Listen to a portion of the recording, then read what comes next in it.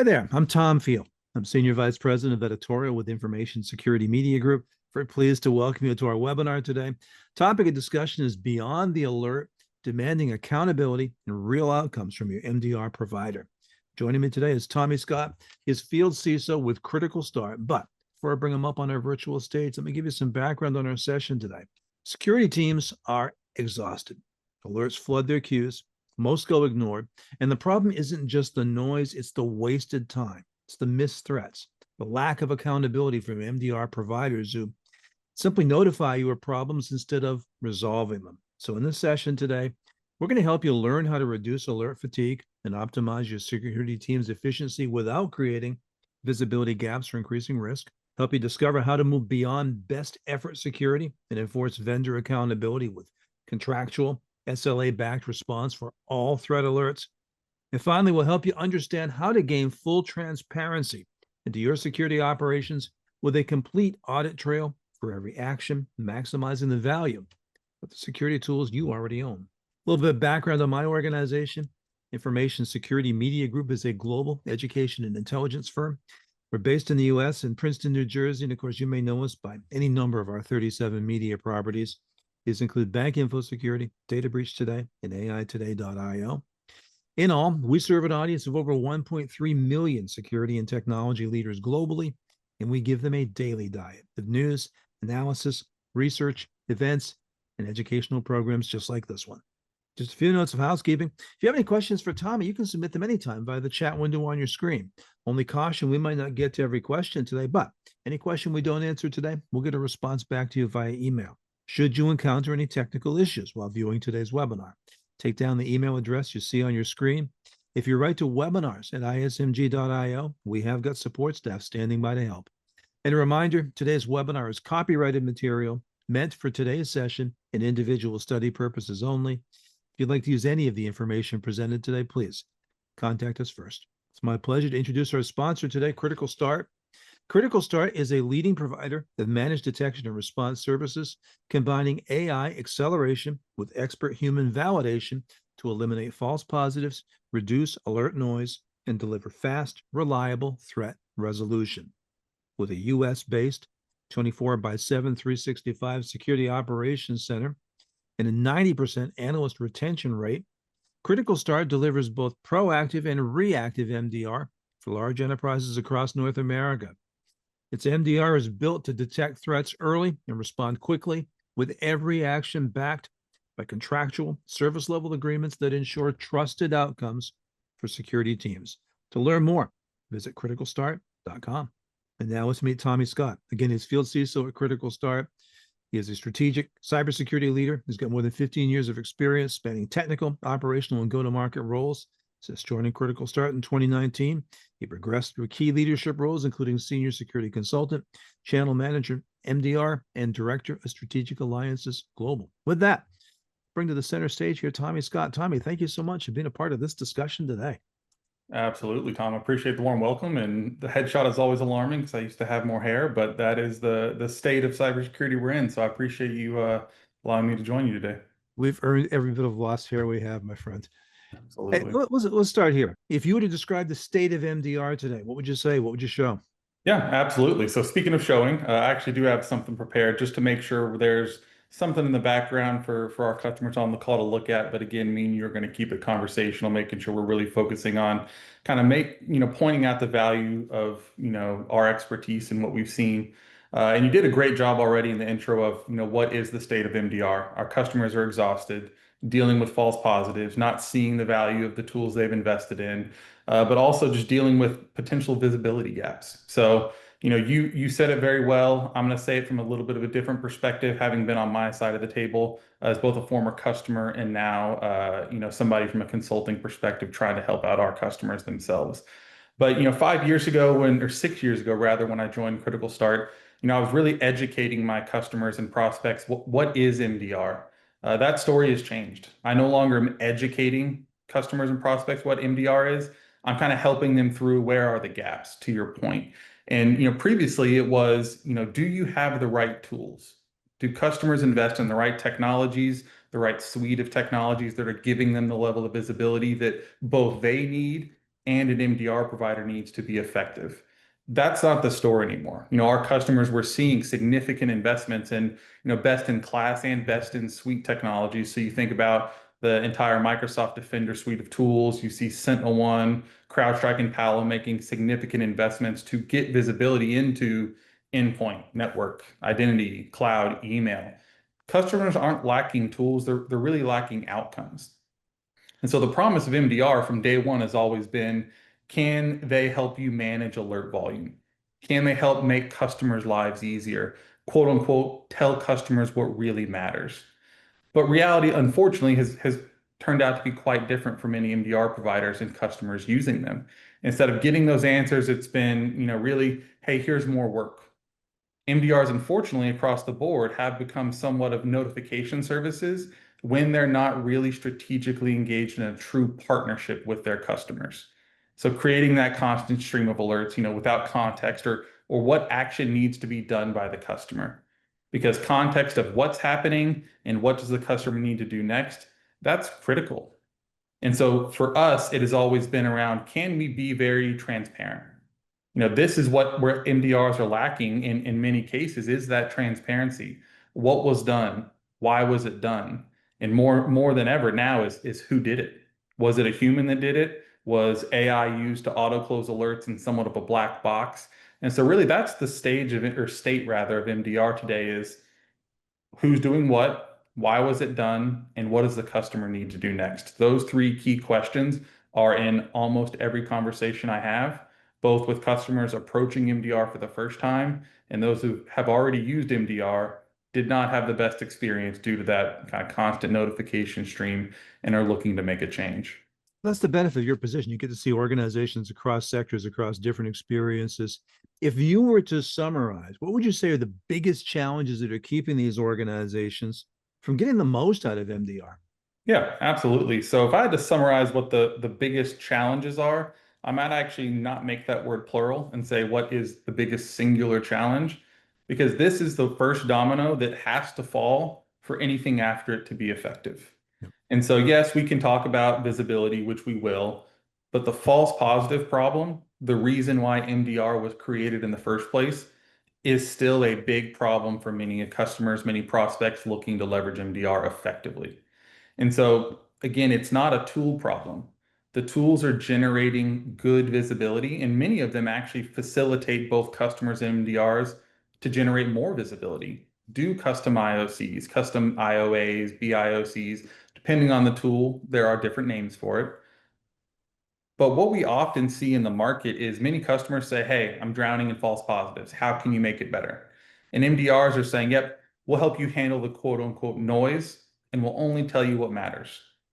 From my perspective, this is an extreme challenge because if you really dig into what that statement says, alerts aren't noise, they're data points. They're Right. things that should be investigated. There's a reason these tools generate these alerts in the first place. And yes, some of them will be false positives, but the goal of an MDR provider that a customer should seek to achieve as a partnership is not, can you help me handle the noise and tell me what you think I should care about?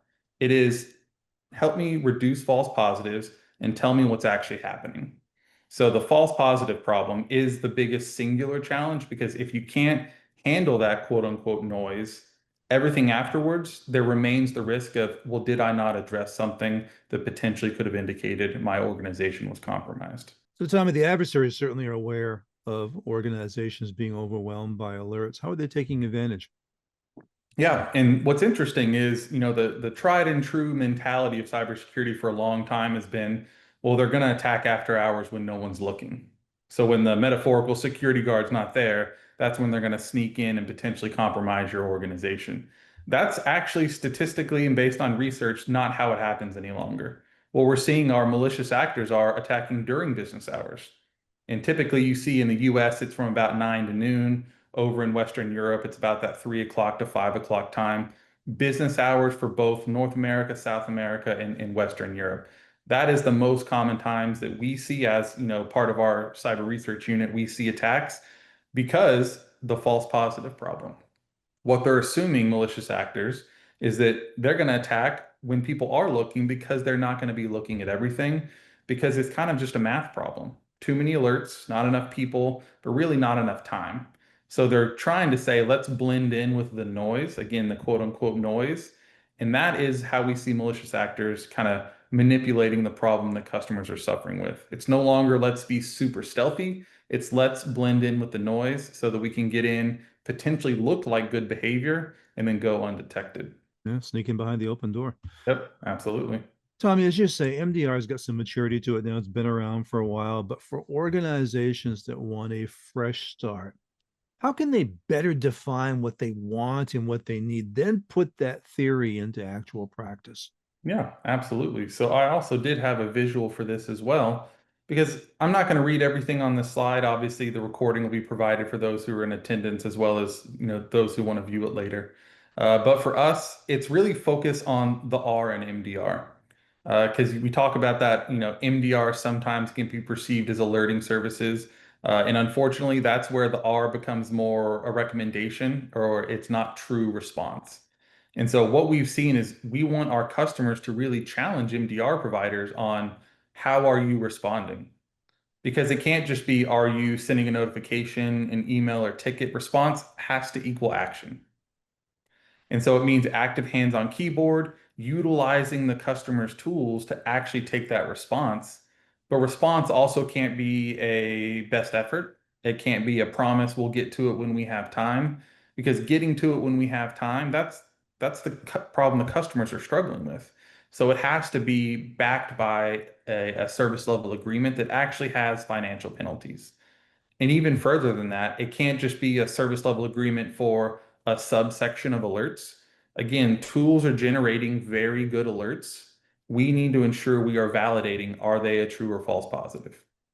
So all threat alerts must be investigated with an SLA when you talk to an MDR provider about response.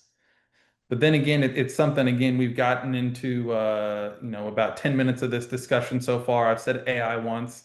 Got to say it again, we're in sales. But from my perspective, it is how are we handling alerts in terms of what do they mean?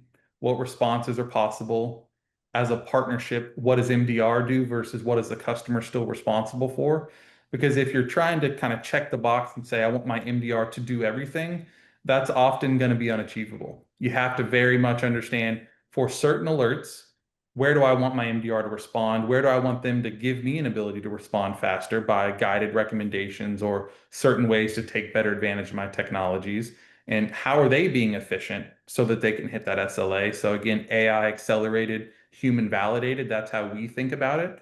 But really, that's what I would challenge our customers to push and define. What do I want from my MDR? It's how are they using AI? How are they thinking about responding to alerts? And when they do respond, is there any real teeth to it? Is there a contractual SLA? So I could go on for quite a long time about this because it is what I live every day, but I would just challenge customers to say, your MDR, explain to me the R, the how, and the why. I might give the opportunity to say AI again. Go Yeah, ahead. I will try not to do it, but I think it's unavoidable. How buzzword do bingo, absolutely. enterprises get smarter and better at the same time maximize their existing investments? Yeah, absolutely. And so for us, it's a big thing where a customer should strive to find a partner in an MDR provider that really fits into their ecosystem.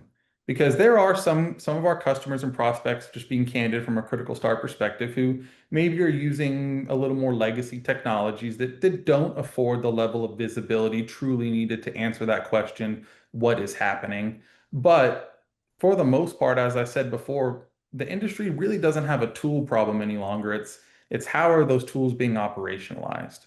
And so when we're out there looking for, enterprises rather are looking to maximize their existing investments, it should be finding an MDR provider who can leverage their existing technologies. This shouldn't be a rip and replace to find a new tool because a different provider said it's going to give you a better outcome. It is, I've invested significantly in my tech stack. Who can I partner with to fully operationalize those tools? And I will say again, plugging Critical Start a little bit, that's what we strive to do. But with a small caveat, we don't support every tool ever created because, again, some of the tools don't provide as much value as others.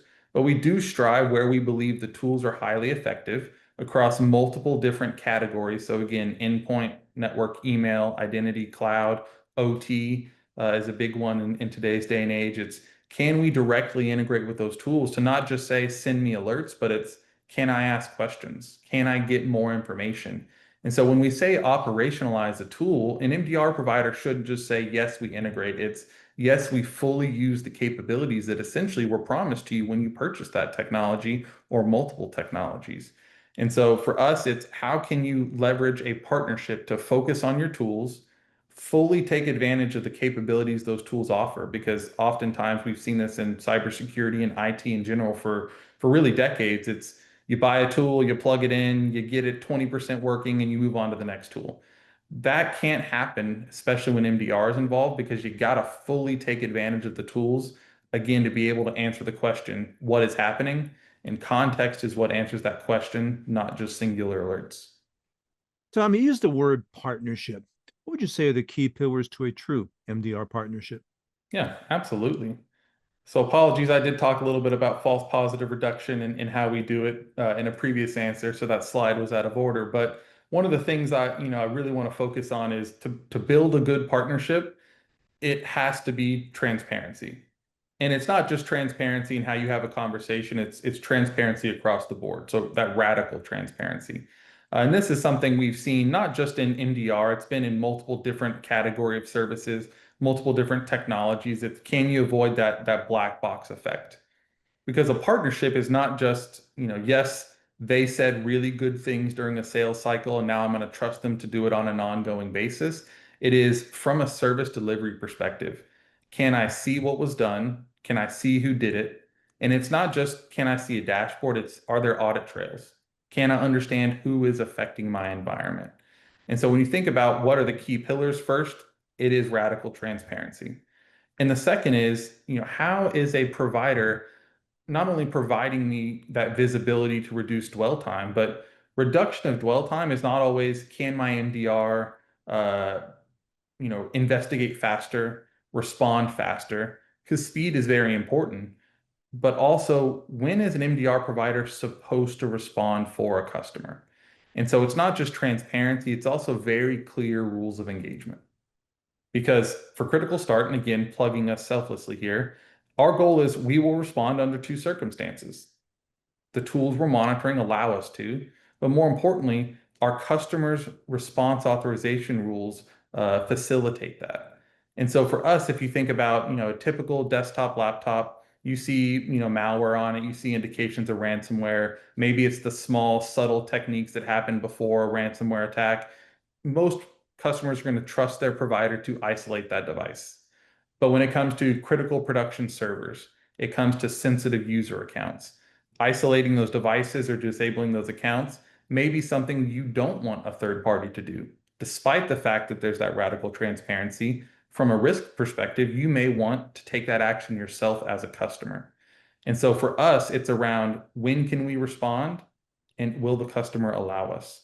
And so what I put here on the slide that I'll reference, but it's reducing attacker dwell time isn't just about speed, it's about making sure when the side of the partnership, MDR, can't respond, we're doing something to give our customers the ability to respond faster.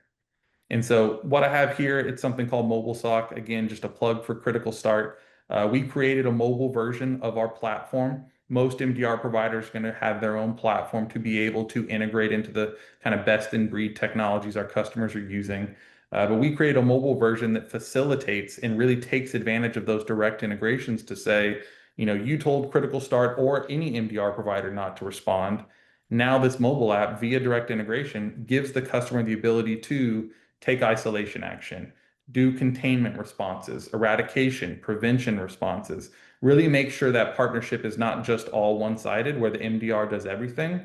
It is where the customer needs us to fit into their sandbox, needs an MDR to be adaptable. We're going the extra length to say we're helping, again, fully operationalize your tools. And then last but not least, partnership oftentimes in sales, just being candid, sales in general, it's very, here's what we're going to do for you. But what's key is, and what actually matters the most is, here's what we're going to do for you after the partnership has started officially, after the purchase order has been signed and received. And salespeople, phenomenal, very intelligent, operate with integrity, trying to help their customers solve problems. but the service delivery piece is the most pivotal. Do you have a really good project management organization that's going to help the customer recognize, getting that day one value, getting into monitoring as fast as possible to provide those value points for a customer? And then again, it's the customer success. It's the working with the SOC analysts, working with the advisory SOC analysts that are really strategically aligned to the customer. This is how you build a true partnership: complete transparency, demonstration of we will do what we can, and when you tell us not to, we're operationalizing your tools even more. And then what's that partnership look like after the sale? Because that seems like pretty much table stakes, but unfortunately for a lot of organizations, sales is flashy, but service delivery is what's important. And there has to be an emphasis on that above and beyond just gaining a new customer. It's retaining them, delighting the customer, making sure you're obsessed with the customer outcome. Now, I want you to tell me a little bit more about critical start. One, how do you address these pillars? And just as important, more important, how do you address the great visibility challenge organizations face? Yeah, absolutely. Great question, Tom. So what I wanted to talk about is, there's kind of two things. It's the radical transparency.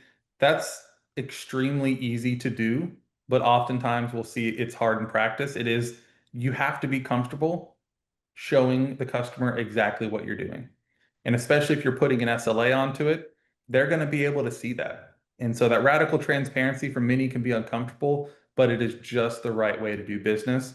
And so I can't demonstrate that on a slide or at a conversation, but the nice thing about what Critical Start can do, oftentimes I'll be in conversations with customers and prospects, and I'll have a slide that's put together and it looks really great and it's got a lot of good information, but we can pull the ripcord and say, hey, do you just want to see how it works? And that's a really good thing to be able to fall back on because it elicits trust, it generates confidence. But that's the transparency piece. The visibility piece, as I mentioned, is extremely difficult for many providers because you got to hope first and foremost you're getting the right signals. So for us, we call this complete signal coverage. So our platform, there you see an acronym: CORE, Cyber Operations Risk and Response. There's no quiz at the end of this webinar, so don't worry.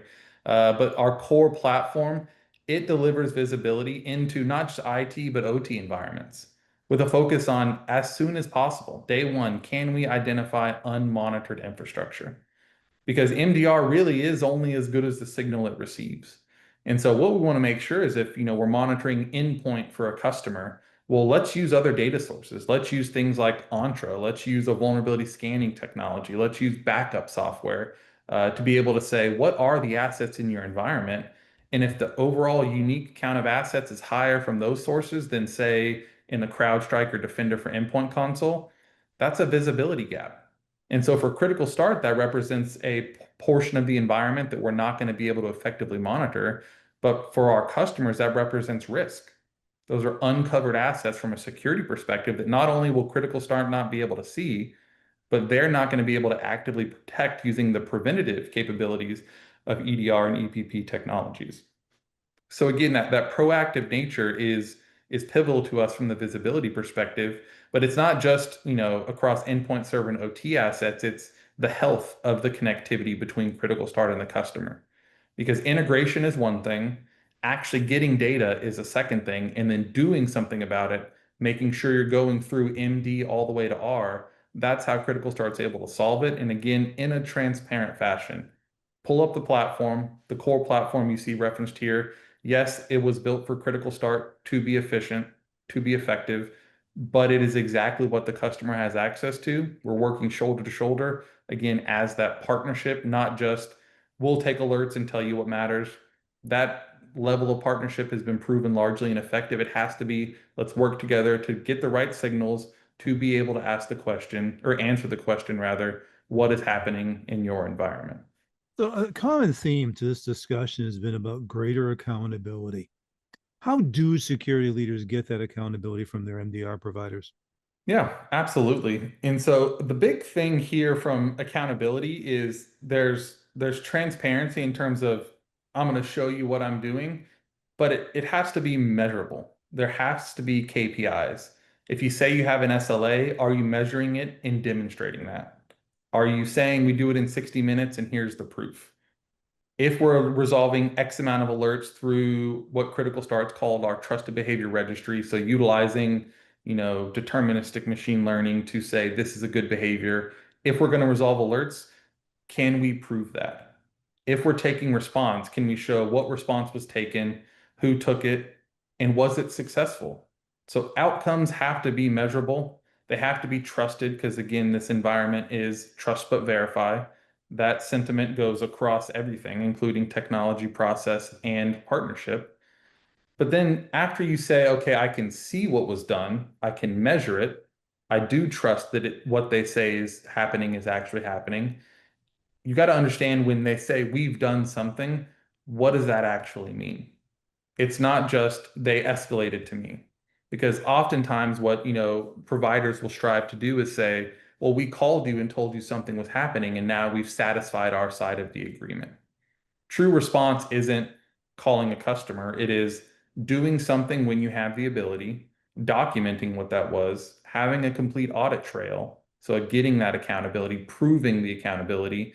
And then also, when you don't take response, let the customer know why, or tell them you didn't allow us to respond because we do have customizable rules of engagement. So, true response is action, yes, but you have to be accountable. You have to be able to say, here's what we've done, here's why we did it, and also here's what we need you to do next. Because otherwise, having a contractual SLA, automation can solve that in 5 seconds. Alert came in, I automatically notified you. That's not valuable. True response is here's what we've done, here's what we need you to do next. And both of those things are auditable, are transparent, so the customer again can see that.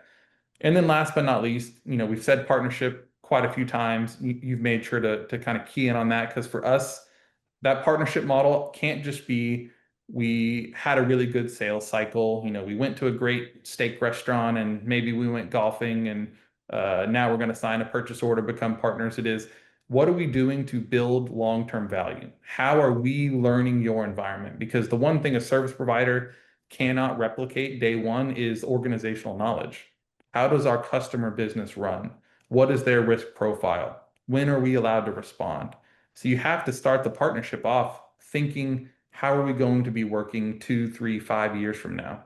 How can we fit into your risk profile? How can we fit into your day-to-day investigation processes? And all that has to be transparent. Here's what we'll do. Here's what we still need you to do. And those two things may shift over time. MDR may do more. The customer may do more because certain, responses aren't going to be tolerable via a third party. But again, understanding the customer mission, what are they trying to accomplish, and then adapting to that. So essentially, an MDR should fit into your sandbox versus forcing you to fit into theirs. Tommy, perhaps the most important question I'm going to ask you today. What are the questions that our audience members really need to be asking about their current MDR situation? Yeah, absolutely. So took a little bit of a different approach in regards to answering this question. So rather than saying, here's 10 questions to go ask, because let's be honest, at this point, we can use AI to say, look at every MDR in the market and what 10 questions should I ask them? That's a pretty easy list to put together. But what I want to focus on is with real world experience, where have we seen MDR fail in the market? And then utilizing these key failure points to generate questions. So one is false positives, being very blunt and saying, show me, not tell me, show me your approach to handling false positives. And if the first thing they say is, anything to do with whitelisting, it's anything to do with filtering out, you got to really dig into that language because the language can be rather charged and misunderstood, misrepresented. How are you handling false positives? How are you investigating them, validating their false positives, and doing so in a transparent way? So that's one big sign. And again, we talked about false positives real early on, but it's such a big problem, we have to talk about it again. Limited visibility. How are MDR providers ensuring they're getting the right signals from the customer? Because during the sales process, you can ask a lot of questions, you can validate all the technologies, but inevitably, there's always a delta between what was talked about versus what is in the environment. And you got to ensure you're getting all that visibility. And then more importantly, great, we've got the visibility. Let's assume that is working 100%. How are you going to respond? Because again, MDR, the response is in the name. When are you going to respond? In what manner? And when you don't, are you allowing me to respond faster? What are you doing to help fully operationalize my technology as a customer? And then lack of expertise, poor reporting. Poor reporting is one I'll start with because its value is determined by the customer. An MDR provider could be doing a phenomenal job, but if they're not demonstrating that value very clearly, the customer may be correct that the value is not there. We need to, as an MDR market, be able to very clearly say, here's what we've done, here's why we did it, here's how it helps reduce risk in your organization, and here's what we need to do as a partnership to continue reducing that risk overall. And the reason I hammer on that is because oftentimes that can come with a lack of expertise. So you mentioned something very early on that I want to make a callback to. So Critical Start has a 90% retention rate for our SOC analysts, and our SOC has been in existence for just at a decade. That is a remarkable statistic. And for us, it's that expertise. It's not just understanding how to perform an investigation. What does a threat look like? It's the ability to concisely communicate. Here's what happened. Here's the risk. And again, here's what we need the customer to do next. When you lack that expertise as a service provider, it is hard to demonstrate value. And what we've seen the market shift to is, well, how can we leverage AI to take the place of that lack of expertise? But I mentioned it earlier, it's how Critical Start positions it.